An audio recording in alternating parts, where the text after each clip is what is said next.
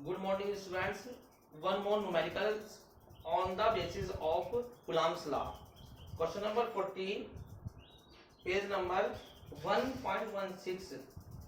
2-point charges या 2-point electric charges of values 9e and plus e are kept at a distance small a from each other.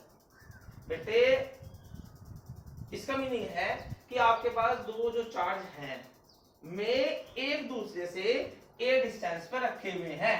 तो मैंने दिखा दिया, एक 9e हो गया, एक e हो गया, दोनों पॉजिटिव है और दोनों ए डिस्टेंस पर रखे हुए हैं। Where should we place a third charge q on the line joining the two charges so that it may be in equilibrium.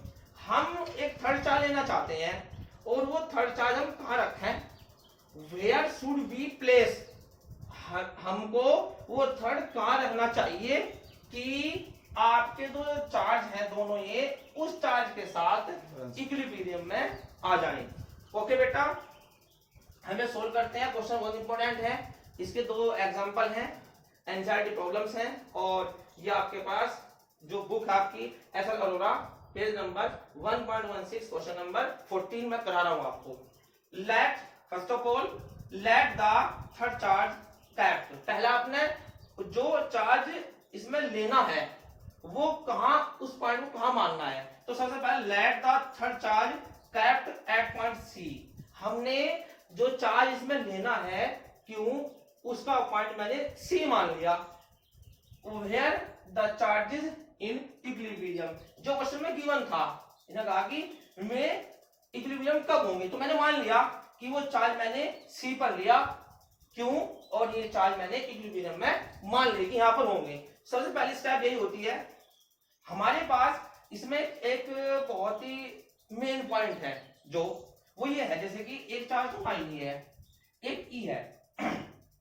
हमें ये देखना है कि हम चार्ज क्यू को किसके टुवर्ड्स ले, प्लस ई के टुवर्ड्स ले या प्लस 9e के टुवर्ड्स ले। तो मैं आपको एक लॉजिक बता रहा हूं, हमेशा आप याद रखें जब भी आप इस चार्ज को मानते हो तो हमेशा जो चार्ज छोटा होता है, जो स्मॉल चार्ज होता है, आप उसके टुवर्ड्स इसे हमेशा एज्यूम कर लेना चाहिए। तो जैसे कि आपको पता है कि 9 क्वांटिटी में बड़ा है, ई छोटा है, तो इसलिए मैंने मिड पॉइंट को छोड़कर इस चार्ज को मैंने ई के टुवर्ड्स रखा हुआ है। तो हमें हमारे पास जो गिवन था कि दोनों एक दूसरे से एक डिस्टेंस पे है, ये जहां पर आपने थर्ड चार्ज लिया वो मैंने अपने आप एज्यूम किया कि वो डिस्टेंस कितनी है, आर है, और उसके बाद जो लेफ्ट डिस्टेंस है ए माइनस आर है। ओके बेटा, करते हैं सॉल्व। आगे हमें क्या करना है, हमें वो पॉइंट निकालना है जहां पे आपका इक्विलिब्रियम होता है। सबसे पहले हम क्या करेंगे इस क्वेश्चन में कि जो डायरेक्शन होती है फोर्स की, पहले वो अप्लाई करते हैं हम। जैसे कि प्लस 9e क्यों, दोनों पॉजिटिव है, आपको पता है कि दोनों लाइक चार्जेस हैं। Like charges repel to each other, repel to each other में हम जो चार्ज हम मानते हैं, जो एज्यूम करते हैं, केवल डायरेक्शन वो देता है, केवल ये रिपल ये करेगा, क्योंकि ये चार्ज हम मान सकते हैं। इसको मैं यहां मान सकता हूं, इसको मैं यहां मान सकता हूं, मिड पॉइंट थोड़ा को इसको मैं यहां मान सकता हूं, कंडीशनल।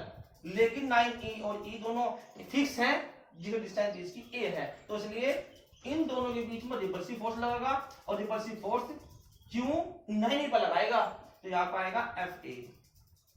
तो Fa and then same condition plus e और q, फिर एक बार लाइक चार्जेस, इनकी भी रिपल्सिव कंडीशन होगी, तो ये भी रिपल्सिव फोर्स एक्ट करेगा, ये जाएगा आपके पास Fb। Fa और Fb इन दोनों फोर्स के रीजन्स है, ये चार्ज इन दोनों चार्ज को इक्विलिब्रियम शो करता है। तो force on the force between plus 9e and q is equal to force between plus e and q। हमने जो अभी रिपल्सिव फोर्स निकाले हैं, एक तो मैंने निकाला इन दोनों के बीच में, ये निकाला मैंने इन दोनों के लिए। तो अब वो एक्ट करें from the Coulomb's law. Coulomb's law में क्या था, F इज इक्वल टू क्या था आपके पास, आपने 9 और Q के बीच में क्या लगा, FA, क्या लिख दीजिए FA इज इक्वल टू, ये E और Q के बीच में क्या लगा आपने, FB, दोनों का ले लिया मैग्नीट्यूड आपने, तो FA लिख दिया विदाउट वेक्टर फॉर्म, तो K 9E Q अपॉन दोनों बीच की डिस्टेंस चार्ज की R is equal to K E into Q upon A minus R का whole square. It is clear, दोनों इक्वल टू में है, जो सेम वैल्यू है मैं कैंसिल कर सकते हो आप, K से K दोनों कांस्टेंट हैं, E Q 9 upon R square 3 upon R का whole square 1 upon A minus R का whole square, both are cancel off power 3 upon R is equal to 1 upon A minus R, cross multiply